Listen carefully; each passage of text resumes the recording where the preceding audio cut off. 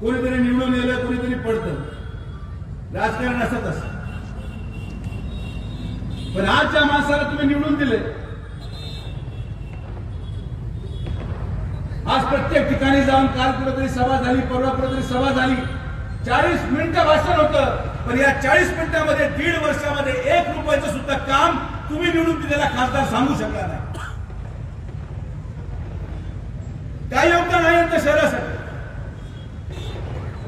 2 वर्षापूर्वी पहिलवान आपण मंजूर केलेला सीना नदीचा पूल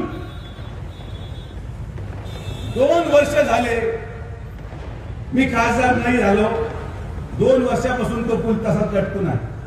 अरे 1 वर्षामध्ये 3 किलोमीटरचा फ्लायओव्हर उभा करून टाकला होता सुजय विखेंनी. 1 वर्षामध्ये यांना 500 मीटरचा पूल व्हायना. आणि हे भाषणामध्ये सांगतात आम्ही पाय वर घेऊ, आम्ही फलाना वर घेऊ. अरे तू काही वर घे, पण लोक तुला खाली चालणार हे तुम्हाला मी स्पष्टपणे सांगतो. एखादा अपवादात्मक राजकारण होत, एक लाट आली, एका लाटेमध्ये 1.25 रुपये ठराविक लोक निवडून आले.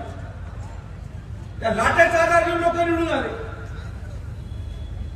आज ज्या लोकांनी मतदान टाकलं नाही, आज ज्या लोकांनी त्या ठिकाणी खासदारकीला मला मतदान टाकलं नाही, मी तुम्हाला विश्वासाने सांगतो की जेव्हा ते लोकसभेचा चॅनल पाहतात, लोकसभेचा टीव्ही पाहतात आणि निवडून गेलेल्या अहिल्यानगरच्या खासदाराला बोलताना पाहतात, लोकांच्या मनामध्ये हेच भावना येते, अरे हे मी काय चूक केली.